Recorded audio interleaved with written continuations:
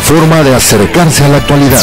Información, análisis, entrevistas, para saber lo que está pasando hoy. Misión 94 con Alejandro Moguel y los análisis y comentarios de Marco González. Misión 94. Iniciamos.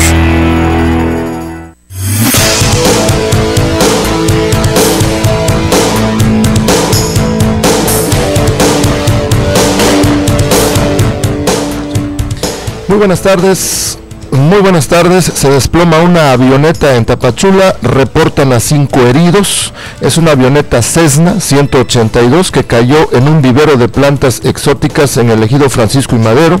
5 personas resultaron heridas tras la caída de esta avioneta, aparentemente por el sobrepeso, reportan fuentes de auxilio. La depresión tropical 15E evolucionó a tormenta tropical hace un par de horas. Se llama tormenta tropical Odile. Ya hay alerta en 6 estados del Pacífico mexicano por todas las lluvias que va a provocar en las próximas 48 horas.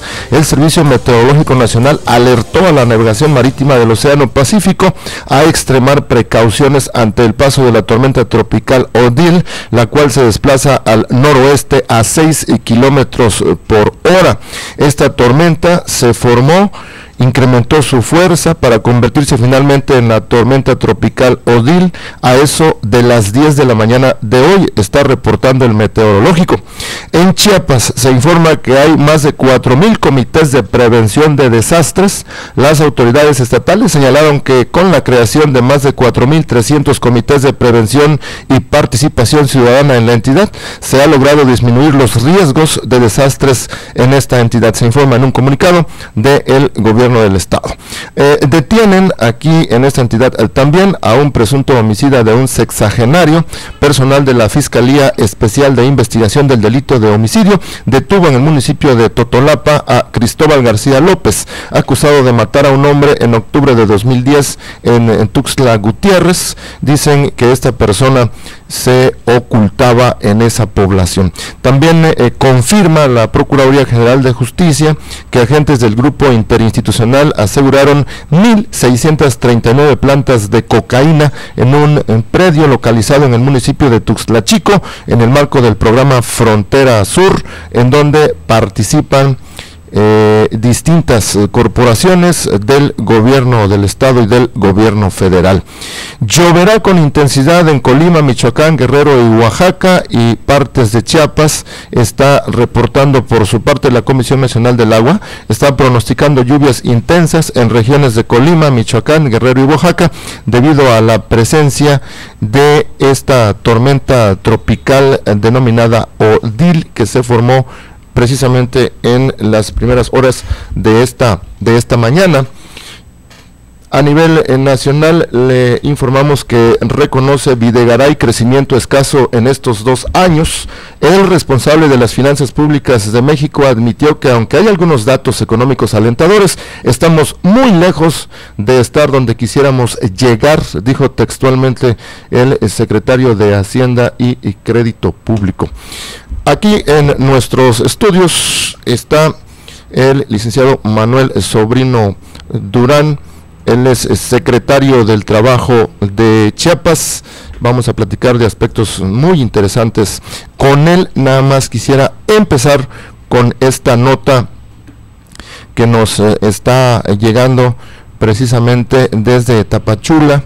Nada más para iniciar el noticiario, luego vamos a la entrevista. Se la comento rápidamente. 5 personas resultaron heridas tras la caída de una avioneta Cessna 182, aparentemente por el sobrepeso, informaron fuentes de socorro y policíacos. En una nota de nuestro compañero Freddy Martín Pérez, corresponsal en Chiapas de la agencia informativa del Universal, explicaron que el incidente ocurrió esta mañana cuando la avioneta Cessna 182 de color blanco con franjas azules con matrícula XBBJO, de la que se desconoce la ruta de vuelo, cayó en el ejido Francisco y Madero al sur de Tapachula. La aeronave cayó en un vivero de plantas exóticas del ejido, hasta donde llegaron socorristas para rescatar a los heridos, aunque por las condiciones del terreno los paramédicos se demoraron varias varias horas para llegar al sitio. Los heridos fueron identificados como Fernando Gómez Flores, de 74 años de edad, Javier Enrique Ibarra Ortiz, de 22 años, Jorge Chapa Ibarra, Daniel López Figueroa, de 22, y una joven a la que no se le pudo identificar. Socorristas de la Cruz Roja, de Protección Civil, bomberos, agentes de la Policía Municipal, de la Policía Federal, arribaron a la zona donde se encontraba la avioneta siniestrada. Agentes del Ministerio Público permanecen en la zona para tomar parte de los hechos y realizar los peritajes. De manera extraoficial se ha dicho que uno de los heridos ya falleció, pero esto no lo podemos confirmar todavía hasta que no haya una fuente oficial que lo confirme. Y si tenemos el dato, antes de terminar el noticiario, pues se lo haremos con mucho gusto. Saludamos entonces al licenciado Manuel Sobrino Durán, secretario del Trabajo de Chiapas. ¿Cómo está, secretario? ¿Qué tal, Alex? ¿Cómo estás? Primero que nada y antes que todo, agradecerte la invitación que nos haces y que nos permites venir a platicar temas de trabajo y justicia laboral, sí, relacionado con el gobierno que encabeza el licenciado Manuel Velasco, sí, y agradecer a esta cadena de radiodifusión, la nueva FM, por siempre abrirnos los micrófonos. Así es. Pues quisiera que dividiéramos los temas, muy poquitos, pero que abarcan espectros bastante amplios. Y primero quisiera que platicáramos de los salarios mínimos, que es un tema que ha estado en recientes semanas. Se ha generado una polémica respecto de la posibilidad de un aumento considerable a los salarios mínimos en México, tras considerar que han sido raquíticos los aumentos autorizados en años anteriores. Solo por citar un ejemplo, en 2014 los salarios mínimos aumentaron 3.9%, equivalente a 2.4 pesos diarios. Y nada más para contextualizar, hay tres posiciones en el ambiente político, en el ambiente de la polémica. Una de Miguel Ángel Mancera, del PRD, que propone aumentar por decreto los salarios en el DF, y ha extendido la propuesta al Congreso de la Unión. Él pide que se aumente a 82 pesos con 86 centavos para el 2015, ya entregó la propuesta a la Asamblea del DF y también al Congreso Federal. El PAN, por su parte, pide llevar a consulta popular el aumento de los salarios, y el PRI se ha manifestado pues de una manera más ecuánime. La propuesta más clara ha sido del secretario del Trabajo y Previsión Social, Alfonso Navarrete, que ya se toma como una propuesta del gobierno federal, quien rechazó que eso pueda ocurrir solo por decreto, y dijo que si eso es posible, primero tendría que desvincularse de factores inflacionarios y cambiar una serie de leyes. ¿Cuál es la posición de la Secretaría del Trabajo de Chiapas respecto de toda la panorámica que tienen a nivel nacional? ¿Es posible hacerlo? Bien, fíjate que es importante decirte que la postura del gobierno del estado de Chiapas, que encabeza el licenciado Manuel Velasco Cuello, en relación a revisar y aumentar el salario mínimo en X cantidad y a partir de cierta fecha, va relacionada o va muy ligada a lo que propone el secretario Alfonso Navarrete Prida, secretario del Trabajo y Previsión Social. ¿Y por qué vamos muy relacionados con él? Porque cuando tocamos el tema de aumentar el salario mínimo, ahora que estuvimos en la CONACETRA, en la Conferencia Nacional de Secretarios del Trabajo en Manzanillo, Colima, nos reunimos 2 veces al año todos los secretarios del país. Sí. Hubieron coincidencias muy marcadas de los 32 secretarios del Trabajo de la República Mexicana. ¿Cuál es la primera? Que sí debemos revisar el salario mínimo. En eso sí coincidimos. Sí. Coincidimos también que debe de haber, después de esta revisión, un aumento. ¿Dónde no coincidimos? ¿Cuánto se debe de aumentar y a partir de cuándo? En parte de la exposición que hacíamos como gobierno del estado de Chiapas en esa conferencia era que, en relación a lo que dice el secretario Navarrete, no puede ser por decreto. Tenemos que ser muy responsables y muy cuidadosos en cómo vamos a revisar y cómo vamos a aumentar este salario mínimo. ¿Por qué? Ya hay antecedentes en la historia de México. Sí. En la época del expresidente López Portillo se aumentó 10, 20 y 30% de acuerdo a región geográfica de salarios mínimos esta unidad de referencia laboral. ¿Y qué generó? Generó inflación, generó baja productividad, generó desempleo e informalidad.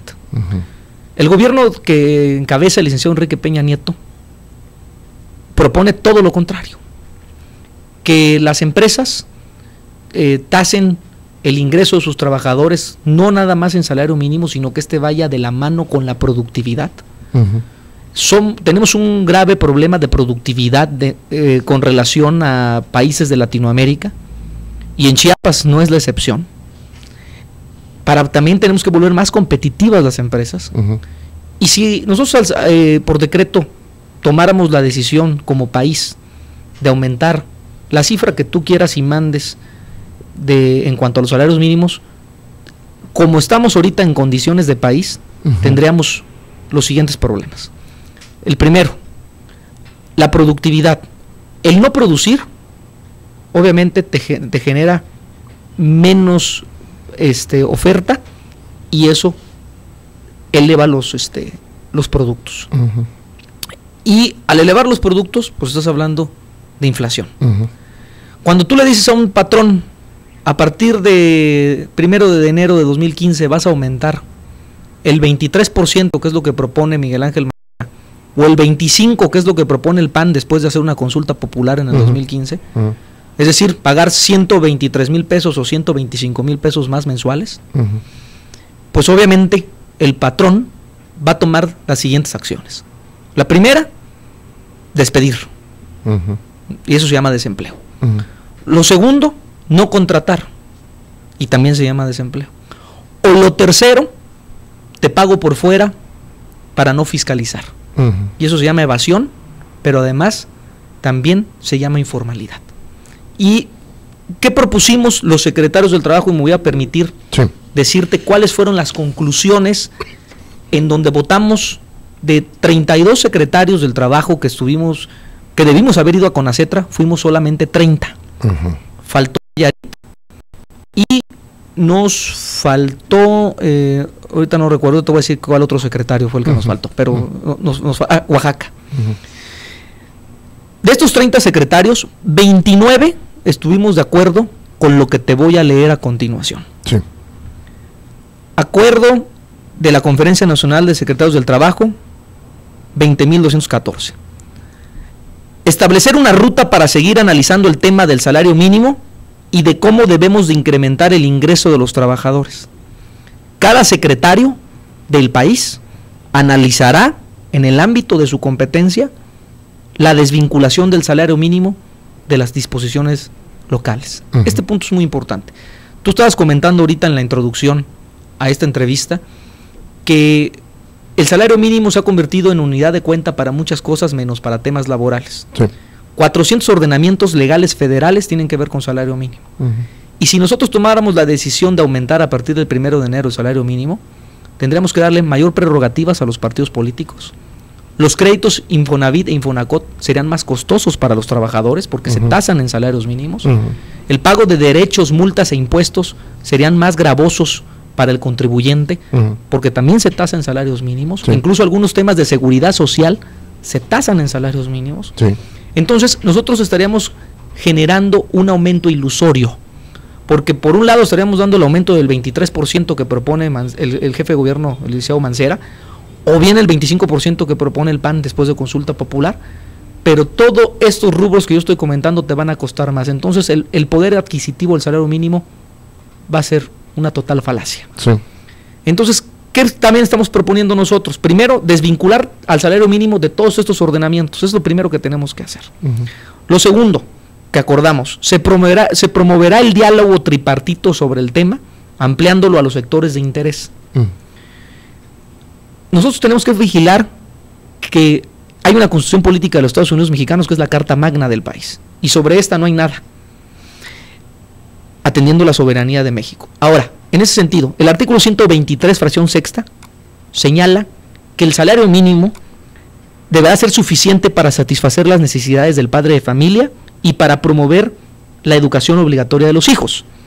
Pero quien fija el salario mínimo y lo revisa anualmente es un órgano constitucional autónomo que se llama Comisión Nacional de Salarios Mínimos, la CONASAMI, que es el único órgano facultado constitucionalmente para revisar y aumentar el salario mínimo. Lo que propone el jefe de gobierno, licenciado Mancera, es que a través de su asamblea se haga en el Distrito Federal exclusivamente, y propuso que también ya, tomándolos de ejemplo a ellos, lo hagamos en todo el país. Eso es imposible, porque lo estamos haciendo fuera de los marcos legales. Estarían en una posición subordinada a un mandamiento nacional, ¿no? Y constitucional. Constitucional. O sea, estarías dejando de observar el artículo 123, apartado A, fracción sexta, que dice que la CONASAMI, la Comisión Nacional de Salarios Mínimos, es la única facultada para hacerlo, no la Asamblea del Distrito Federal. Ahora, ¿cómo se van a fijar estos salarios mínimos? A través de un consejo de representantes, que es parte de la CONASAMI. Este consejo de representantes se integran por patrones, por trabajadores y por el gobierno. O sea, es una participación tripartita. Sí. Que yo sé un comentario, pues a lo mejor fuera de contexto, pero que puede ser muy ejemplificativo para lo que está pasando. ¿Por qué si es tan maravillosa la propuesta del jefe de gobierno del Distrito Federal en cuanto a aumentar los salarios mínimos, todos los representantes obreros de la CONASAMI se opusieron al aumento? ¿Quién va a ser el principal beneficiado de aumentar el salario mínimo? Preguntaría yo. Pues la respuesta es muy lógica: los trabajadores. ¿Por qué los trabajadores se opusieron al aumento que propone el licenciado Mancera? ¿Por qué? Porque precisamente ellos son conscientes que históricamente, cuando se han aumentado los salarios mínimos vía decreto, hemos generado efectos negativos en perjuicio de las familias mexicanas y obviamente de los trabajadores.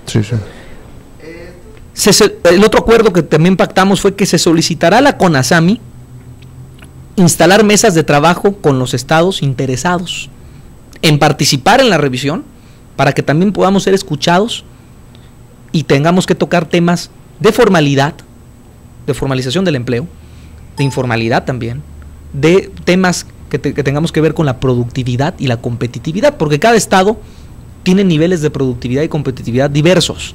No es lo mismo la competitividad y la productividad de Chiapas con la de Nuevo León o con la de Yucatán. Cierto. Y no es lo mismo el índice de informalidad que tenemos en Chiapas con el que tiene el Distrito Federal. O sea, esto es muy importante, porque en la participación que nos van a dar a los secretarios del trabajo, quienes podemos enviar propuestas para la desvinculación en ordenamientos estatales y federales, pero además también de cómo hacerlo, concluiría la idea, Alejandro, diciéndote lo siguiente: ¿qué propone Chiapas?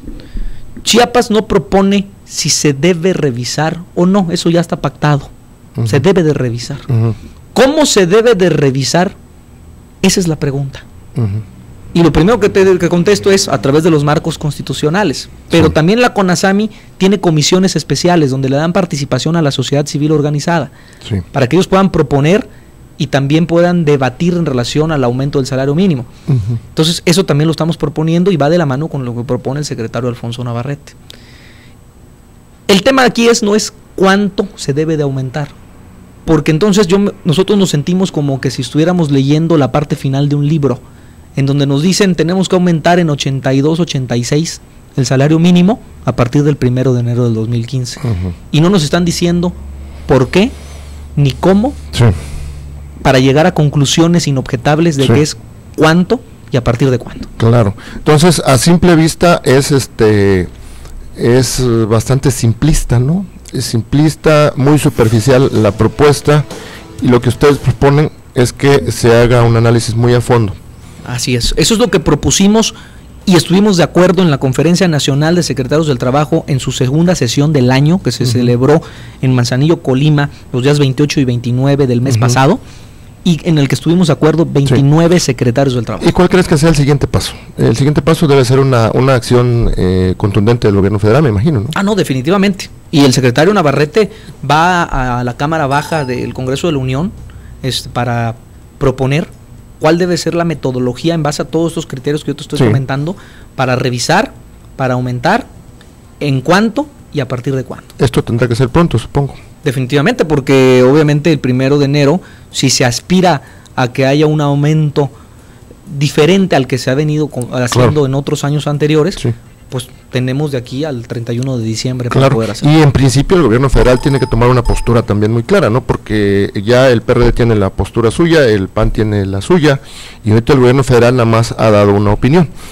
Ya la tiene. Incluso quiero decirte que en el mes próximo pasado, o sea, agosto del 2014, se firmó un acuerdo entre los sectores, entre los factores de producción, patrones y trabajadores nacionales, con el gobierno federal. Y ahí, en este acuerdo, por eso te decía, ¿por qué si es tan maravillosa la propuesta? ¿Por qué la parte obrera, dentro de este acuerdo que se firmó el mes pasado, se opuso a que por decreto se aumente el salario mínimo?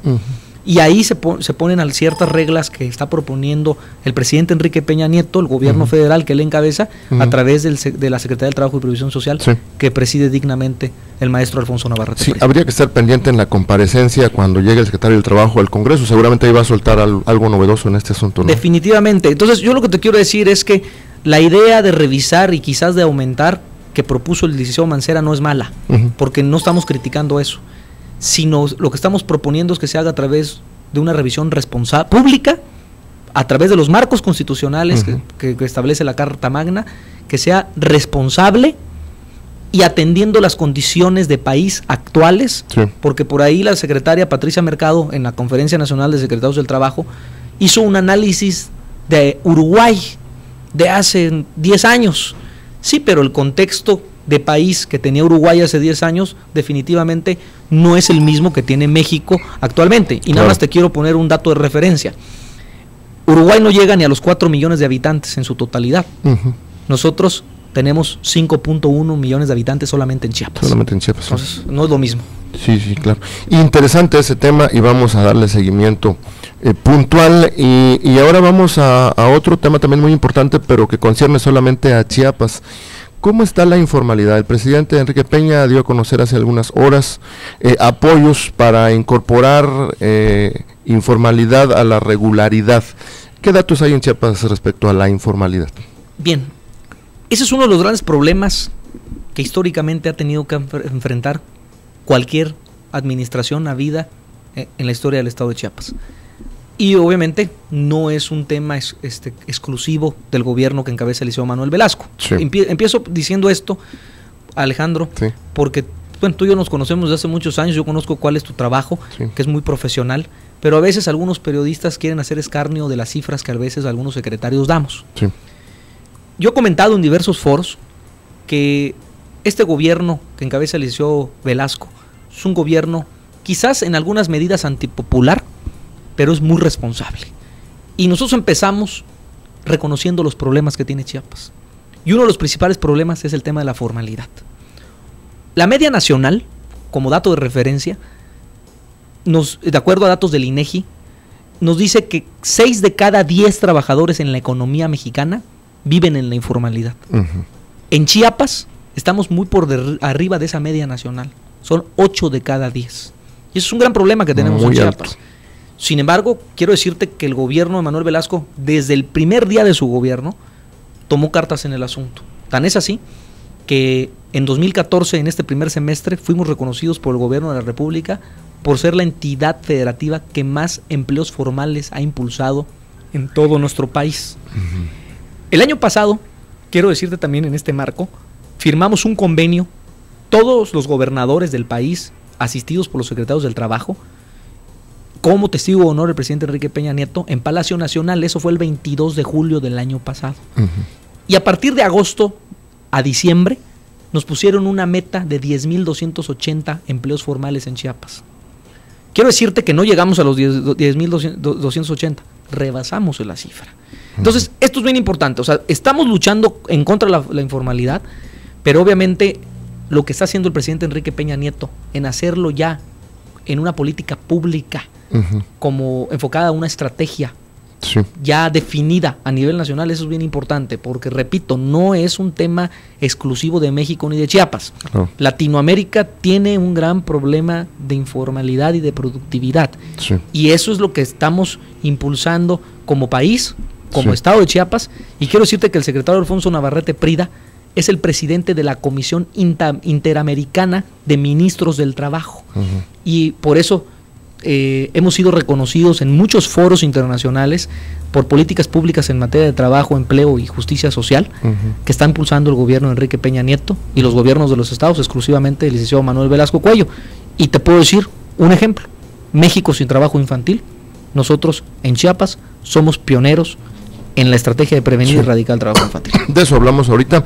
Quisiera que, para dar el contexto, antes de irnos a pausa, nos explicaras en qué consiste, así a grandes rasgos, este programa que anunció el presidente Enrique Peña Nieto para pasar de la informalidad a la regularidad, y si va a ser la Secretaría del Trabajo de los estados la que va a aterrizar ese programa, o cuáles son las dependencias. Bien, ¿lo comentamos ahorita? Sí, ahorita. Ok, mira, aquí también te quiero comentar. Uno de los acuerdos importantes de la CONACETRA que tienen que ver con esta gran estrategia nacional que está impulsando el presidente es que las secretarías del trabajo debamos diseñar una política de acompañamiento para las MIPYMES en los aspectos que involucran la competencia de todas y cada una de las secretarías estatales. Otro de los acuerdos fue analizar la forma de apoyar a las micro y pequeñas empresas en materia de productividad. Pero para que haya productividad tiene que haber formalidad. O sea, aquí ¿qué es primero, el huevo o la gallina? Bueno, pues yo te quiero decir que la formalidad definitivamente es primero, porque la formalidad pues te da acceso a prestaciones legales de seguridad social universal, acceso al crédito, a la capacitación y a la certificación de habilidades y competencias en materia laboral. ¿Qué vamos a hacer nosotros como Chiapas? Otra vez, obviamente a través de nuestra Secretaría y del gobierno de Manuel Velasco, es primero estar en coordinación constante con la Secretaría del Trabajo, porque la Ley Federal de Trabajo, así como también el convenio que firmamos el 12 de junio del año pasado en materia de coordinación con la Secretaría del Trabajo y Previsión Social, nos obliga y nos hace responsables para que este programa que hoy impulsa, esta gran estrategia que impulsa el presidente Enrique Peña Nieto, la estemos abordando a través de la Secretaría del Trabajo, pero también en transversalidad de políticas públicas por todas las secretarías del gabinete legal de los gobernadores. Es decir, el tema de lograr abatir la informalidad no es responsabilidad exclusiva de la Secretaría del Trabajo, aunque nosotros estamos aportando nuestro granito de arena. Sí.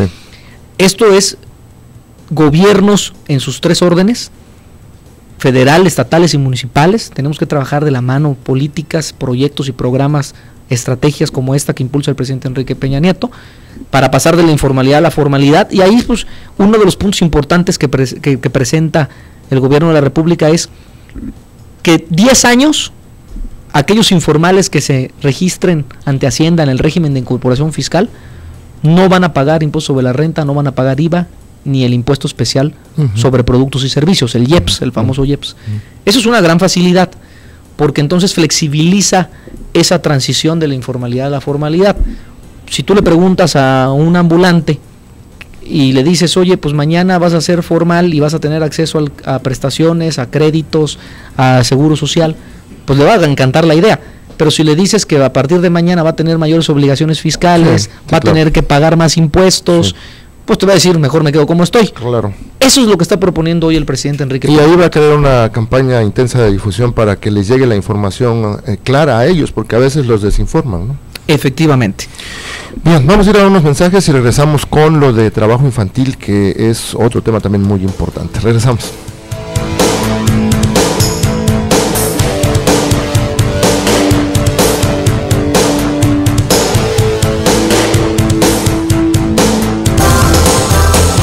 Mantente en contacto con nosotros. Escribe en Twitter, @AlexMoguelS.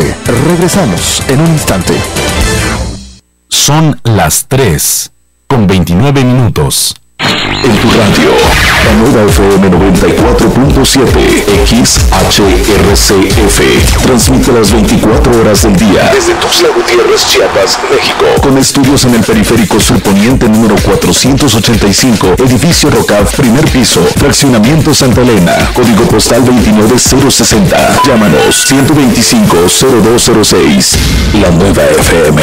Internet www.lanuevafm.com.mx. Síguenos en Facebook, La Nueva FM Tuxtla. Twitter, @La Nueva Tuxtla. La Nueva FM 94.7 es un concepto de Grupo Rocaf, Derechos Reservados 2013.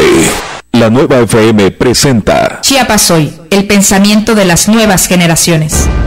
Septiembre, mes para conmemorar la gesta decisiva de la formación del país, en donde todos los mexicanos celebramos la lucha de la libertad, la soberanía y la independencia. Al llegar este mes, el país entero se viste de colores de nuestra bandera nacional. Chiapas, pueblo representativo por sus raíces culturales, unión con Centroamérica, punto clave para el desarrollo geopolítico de México. Celebramos la enorme decisión que por convicción nos anexamos a la nación mexicana.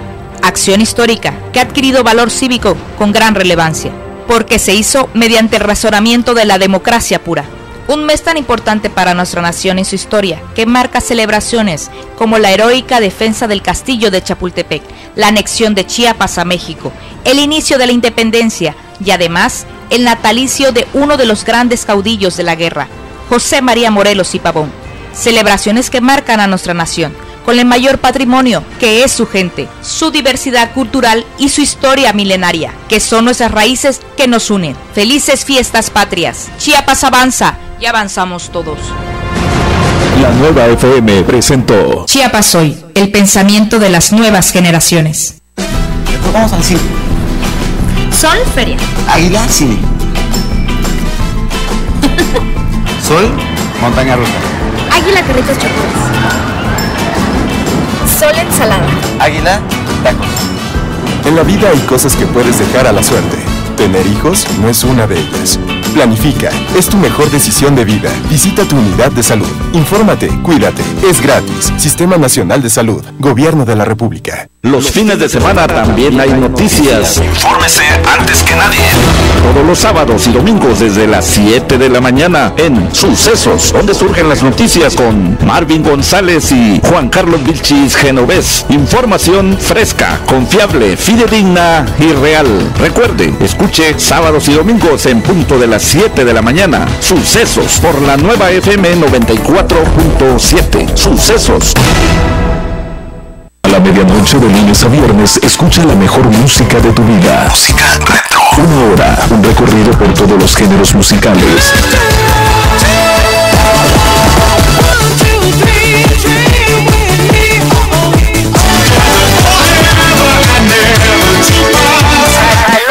Todos tus recuerdos con la música en español. Música retro a la medianoche. Y al terminar, clásicos de los 80s. La música que nunca pasa de moda. Con los artistas y las canciones que siempre serán un clásico. Música retro y clásicos de los 80s. Lunes a viernes por la Nueva FM. Existen tantas realidades como puntos de vista. El punto de vista crea el panorama. Panoramas, los temas más interesantes e insólitos de nuestra existencia.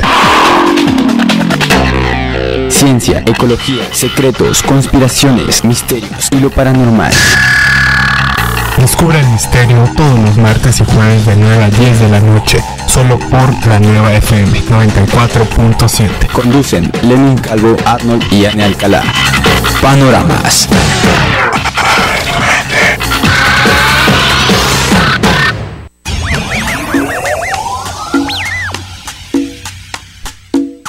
La Nueva FM 94.7. No nos importa si eres rapero, rockero, darketo, grafitero, escato, emo, cholo. Mientras sea arte callejero lo encontrarás aquí. La Nueva abre un espacio a la cultura urbana. El mejor talento chiapaneco solo para ti. Escúchanos a través en la nueva FM 94.7 todos los sábados a las 5 de la tarde. Conducido por Vinicio Portela. El arte callejero nuevamente en la casa.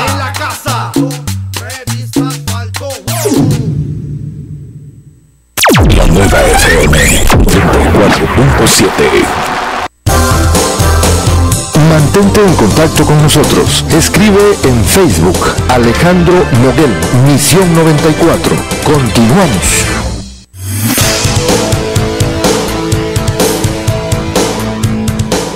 Bien, pues seguimos platicando con el licenciado Manuel Sobrino Durán, secretario del Trabajo de Chiapas. Ya nos explicó ampliamente lo que pudiera pasar en el contexto de las propuestas que hay para aumentar salarios mínimos. Ya nos explicó de qué manera han estado trabajando en Chiapas para crear empleos y para incluir la gente que está en la informalidad a la formalidad o a la regularidad. Y ahora quisiera yo que habláramos del trabajo infantil, secretario, nada más que antes permítame saludar a Marco González, nuestro comentarista de noticias aquí en Misión 94, y si quiere hacer alguna pregunta, pues la puede hacer. Mi estimado Marco, buenas tardes. ¿Qué tal? Muy buenas tardes a ti, Alejandro, buenas tardes al secretario Manuel Sobrino, y fundamentalmente muy buenas tardes al amable público Radio Escucha. Antes que entráramos al tema del trabajo infantil en Chiapas, me gustaría, a lo mejor yo interpreto mal las cosas, estoy escuchando con mucha atención la entrevista que le haces al secretario Sobrino Durán, y él hablaba de que si se incrementa desproporcionalmente los salarios mínimos, pues multas y una serie de situaciones estarían dándole al traste al propio trabajador. Entonces yo me pregunto, señor secretario, si en esa orden de ideas ¿no sería entonces más saludable reducir a la mitad del salario mínimo para que para que las multas no fueran tan gravosas, para que el trabajador no se sintiera en caso de perjudicado por estas multas que le pueden imponer a través del salario mínimo? Y quiero hacer una reflexión con usted, señor secretario. Mire usted, en 1976, más o menos, 1964, el salario mínimo en nuestro país era de 17 pesos con 60 centavos. Y en aquel entonces, este salario, señor secretario, alcanzaba para comprar más de 42 kilogramos de tortillas. El día de hoy, el salario anda por los 70 pesos, y en el mejor de los casos alcanza para 6 kilos. ¿No es contradictorio el poder adquisitivo que ha perdido el salario mínimo o salario referencial, como usted le quiera llamar, y que no alcanza a cubrir lo que se dice en la Constitución de que el salario debe de servir para que un padre de familia le dé educación, seguridad, vivienda y una serie de cuestiones a su familia? Marco, ¿cómo estás? Muy buenas tardes, me da mucho gusto saludarte, y desde distancia te mando un afectuoso abrazo. Igualmente para usted, secretario. En el planteamiento que tú me haces voy a tratar de ser muy puntual en mi respuesta.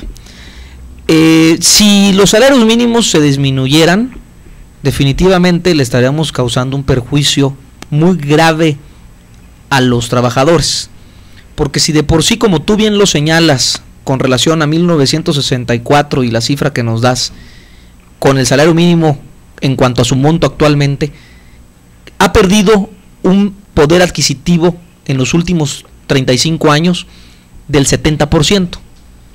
Entonces, si nosotros bajáramos el salario mínimo sin ningún tipo de estrategia económica y laboral, pues definitivamente pues vamos a hacer que ese 70% se convierta en un 200%.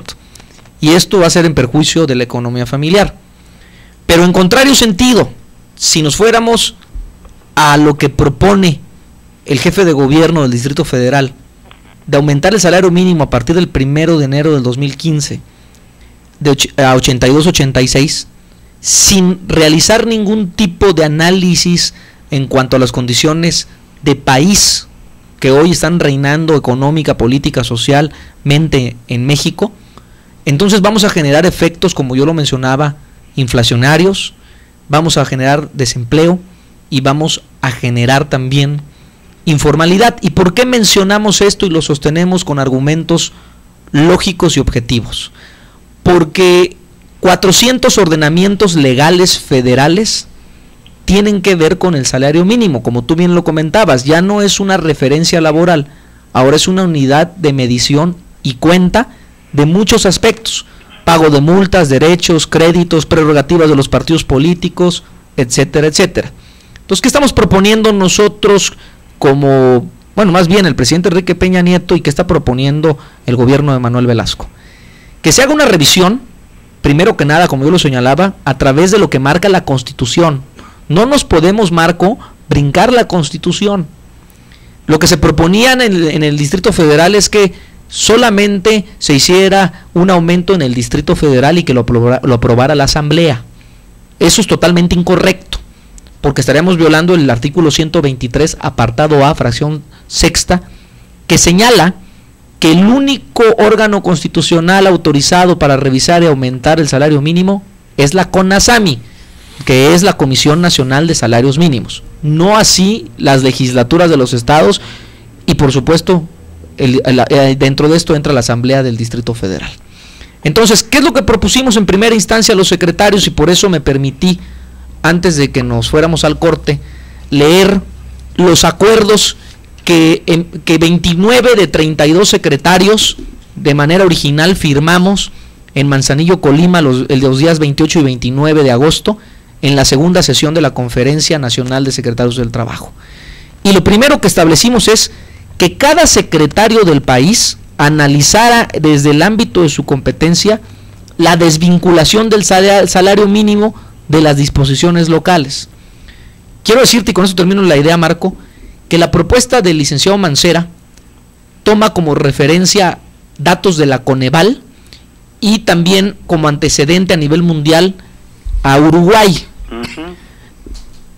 Esta propuesta que ellos hacen en relación a Uruguay, yo quiero decirte primero que nada, como lo decía Alex Moguel antes del corte, Uruguay tiene menos de 4 millones de habitantes, es decir, en Chiapas hay más habitantes que en todo el país de Uruguay. Segundo, hace 10 años las condiciones de país, económicas, políticas, sociales, no son ni siquiera similares a las de México, que tiene un poco más de 115 millones de habitantes. Y entonces, lo primero que nosotros acordamos fue desvincular como primera estrategia al salario mínimo, y que realmente el salario mínimo sea una unidad o referente laboral y no una unidad de cuenta para pago de créditos como el Infonavit y el Infonacot, para cotización en el Seguro Social o incluso para prerrogativas de los partidos políticos. ¿Por qué decimos esto? Porque además de que los empresarios tendrán que ver de dónde sacan dinero para poder pagar sus nóminas, y esto eminentemente se va a traducir en un alza de precios a los productos en todo el país, y esto pues obviamente va a generar un efecto contrario. En vez de darle poder adquisitivo al salario, se lo vas a dar en contrario sentido, es decir, va a perder.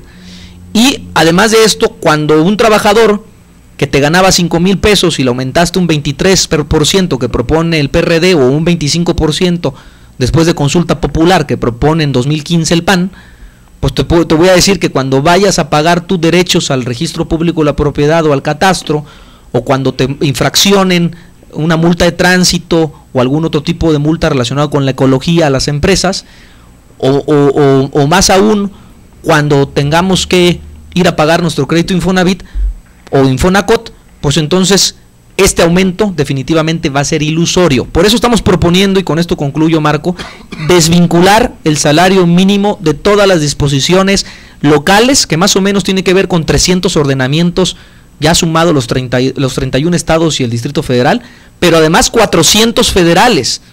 Y esto sin contar también reglamentos, porque hay reglamentos que usan como unidad de medida al salario mínimo. Si logramos esto, sería un muy buen comienzo, Marco, para que pudiéramos entonces ya pensar en un aumento al salario mínimo y poder decir en qué monto vamos a aumentar el salario mínimo.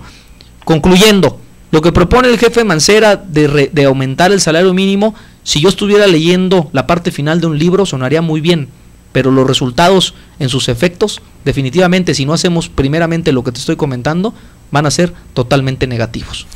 Bastante interesante, ¿verdad? Alabo que el argumento que usted acaba de presentar, estoy en contra de lo que usted dice, pero voy a defender hasta con la vida su derecho porque usted lo diga. Mire usted, hay algo muy sencillo. La misma Constitución señala qué es lo que debe de aportar el salario. Y hasta la administración del entonces presidente Gustavo Díaz Ordaz, el crecimiento económico y el aumento salarial estaba por encima de la inflación de nuestro país, y eso no provocaba una hiperinflación. Nuestro país era saludable, se hablaba en el mundo en aquel entonces del milagro azteca. México tenía un crecimiento exponencial, formidable, fantástico. Hoy la Universidad Iberoamericana acaba de señalar que el poder adquisitivo del salario referencial pues está por las nubes. La Organización Mundial de la Salud, la ONU y todas las organizaciones habidas y por haber, señor secretario, señalan que en México, pues comer con un salario mínimo ni una persona. Pero bueno, estoy de acuerdo con usted en que la gente de la Comisión Nacional de Salarios Mínimos, la CONASABI, pues fijen los salarios mínimos o referenciados de nuestro país, y claro que lo van a fijar al modo de ellos, pero pues el señor secretario, el presidente de la comisión, don Basilio González, pues se despacha casi 3 millones de pesos al año, lo que equivaldría a no sé, casi 1,000 salarios, el salario de 1,000 empleados en nuestro país.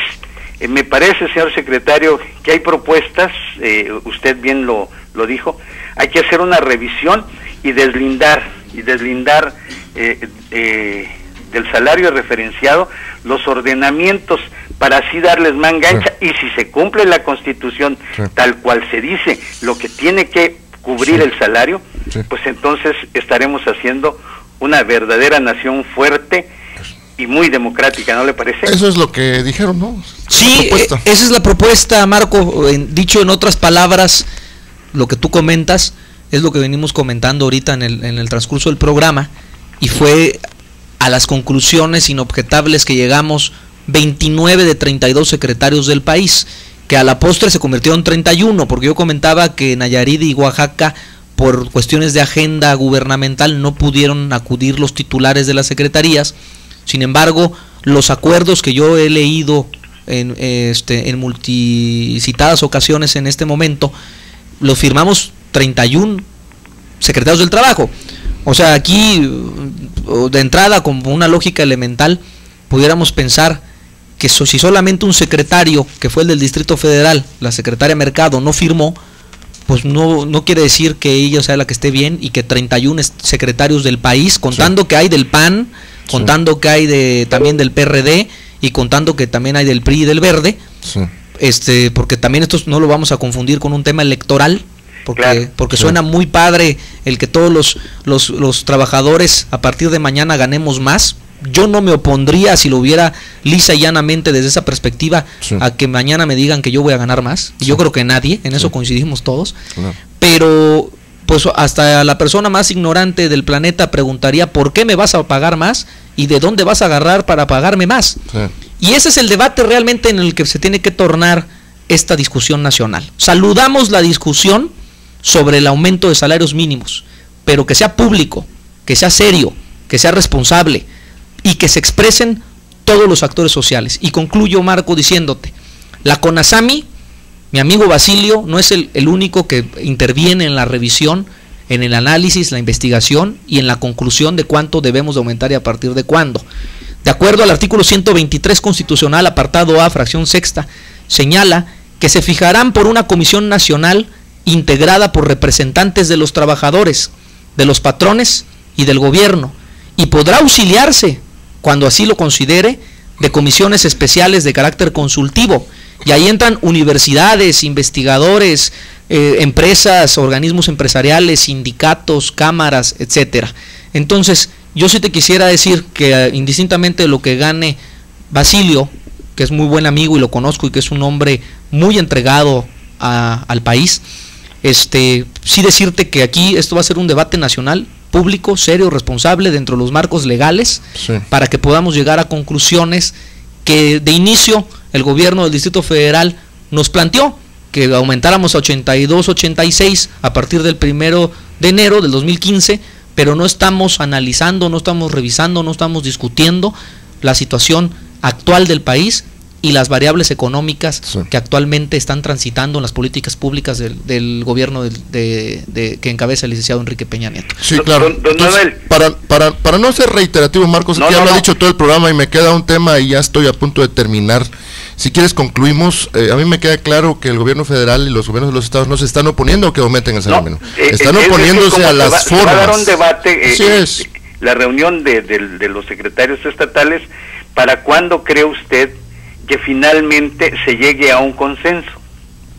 Como yo le decía, porque esta pregunta también me la planteó Alex Moguel antes del corte, pues la discusión ya empezó desde el primer día en que se planteó que se deberían de aumentar los salarios mínimos.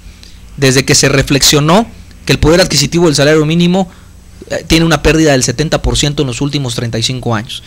¿Y cuándo va a terminar este debate? Pues la primer parada tendrá que ser antes del 31 de diciembre, porque año con año también, en base a lo que establece el tercer párrafo del artículo 123 multicitado de la Carta Magna, señala que se fijarán por una comisión nacional integrada por representantes año con año, y el artículo 551 de la Ley Federal del Trabajo establece que la Comisión Nacional de Salarios Mínimos, la CONASAMI, fijará a través de un consejo de representantes antes del 31 de diciembre los salarios mínimos generales y profesionales que entrarán en vigor a partir del 1 de enero de los años subsecuentes. Así que antes de diciembre, ¿verdad? Pues estaremos atentos.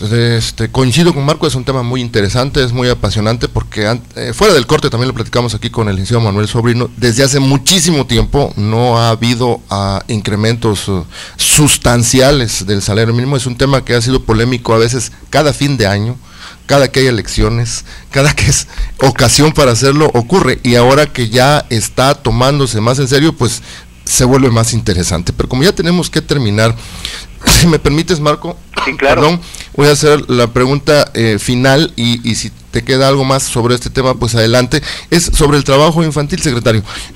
Había dicho en algunas otras ocasiones que se ha hecho un trabajo importante en el estado de Chiapas. ¿De qué manera se ha hecho? ¿Cómo ha impactado en las cifras que ya habían? ¿Qué resultados ha habido y cómo se ha hecho?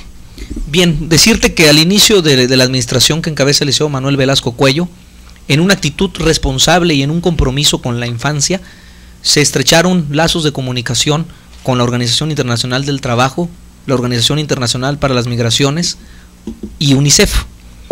Y partiendo de la primera relación, que es la OIT, la Organización Internacional del Trabajo, en Chiapas se desarrolló la metodología de un programa internacional denominado IPEC, siglas en inglés, pues es el Programa Internacional para la Erradicación del Trabajo Infantil.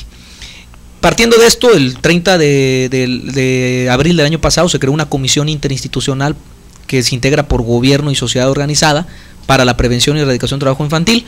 El día 12 de junio se tomó protesta a los integrantes, que son 33, 18 secretarios forman parte de esto, pero también cámaras y organismos empresariales, universidades y organismos no gubernamentales.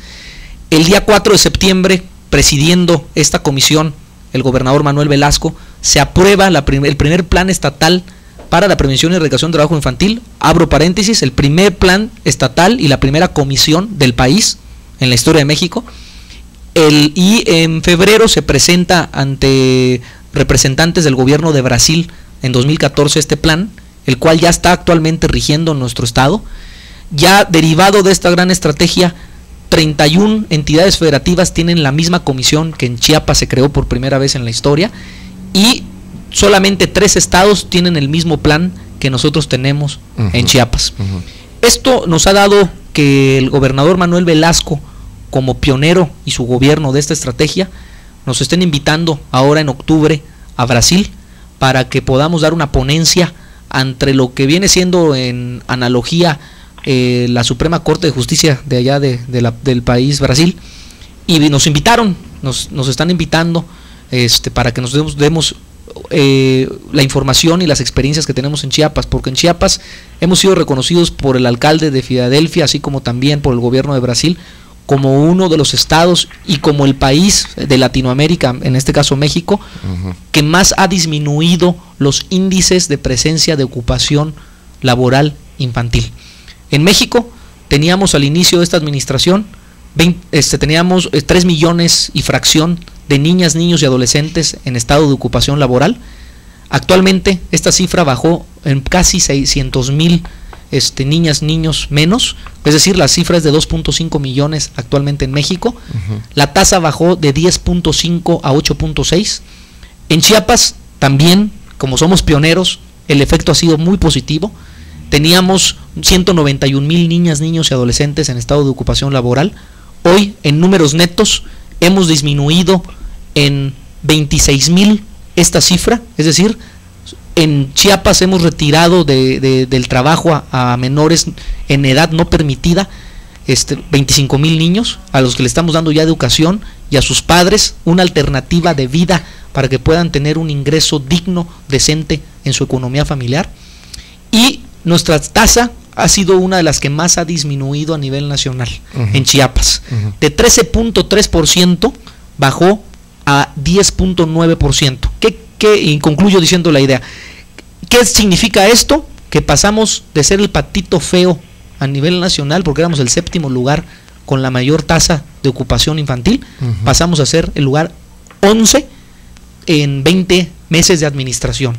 Finalmente, el 1 de septiembre, en el marco del segundo informe de gobierno del presidente Enrique Peña Nieto, el maestro Alfonso Navarrete Prida entrega un libro de resultados en materia de trabajo infantil, denominado México sin trabajo infantil, avances y perspectivas, y orgullosamente Chiapas aparece en uno de los capítulos de ese libro, porque Chiapas es el primer estado del país que tendrá un observatorio de trabajo infantil y adolescente, tal y como lo tiene Argentina desde hace más de 15 años, y que y que Chiapas será el único que lo tenga en todo el país y el segundo en Latinoamérica. Ese reconocimiento nos lo ha dado tanto el gobierno de la República a través del presidente y del secretario Alfonso Navarrete, así como los gobiernos que yo mencionaba de Filadelfia, que nos han invitado a dar ponencias allá, y de Brasil. Muy bien, tenemos un minuto, Marco, ¿alguna pregunta? No, pues para felicitarlo por haber retirado a 25,000, faltan todavía algo así como 170 o 160 y tantos mil niños, y ojalá se pueda hacer algo más por los niños que todavía siguen trabajando de esta explotación infantil en Chiapas, en todos los ámbitos, desde la más humilde de las milpas hasta los trabajos de aseadores de calzados. Pues parece ser que todo esto es un éxito, y enhorabuena, qué bueno que en Chiapas están poniendo las cosas en primerísimo lugar, aunque la realidad, mi estimado secretario, pues todavía parece que no la quiere entender, y bueno, pues tendrá usted que seguir insistiendo, don Manuel Sobrino, para que esta realidad que todos percibimos de una manera, pues sea percibida así con ojos de optimistas, como lo está usted haciendo. Enhorabuena y felicidades. Muchas gracias, Marco. Yo terminaría diciendo que ¿qué es peor? Tener un problema, no reconocerlo y no ocuparnos por resolverlo, o reconocer que tenemos problemas en Chiapas que no son exclusivos de la administración del licenciado Velasco, pero que los reconocemos, que los atendemos y que hoy los estamos resolviendo. Yo creo que eso es mejor que no hacer nada. Claro. Muy bien. Que sí, felicidades. Sale pues, hasta mañana, Marco. Hasta pronto, hasta mañana. Gracias al secretario del Trabajo de Chiapas, Manuel Sobrino Durán, por haber estado con nosotros en esta tarde. Muchas gracias, secretario. Alex, muchas gracias a tu auditorio, a la Nueva FM y a ti por tu amistad y por abrirnos este espacio. Muchas gracias también al doctor Rodolfo Calvo Fonseca, a el licenciado Víctor Hugo Calvo Fonseca, directivos de esta empresa que también ponen su granote de arena precisamente para abrir los micrófonos a todas las voces que tienen algo importante que decir para los chiapanecos. Muchas gracias, hasta mañana.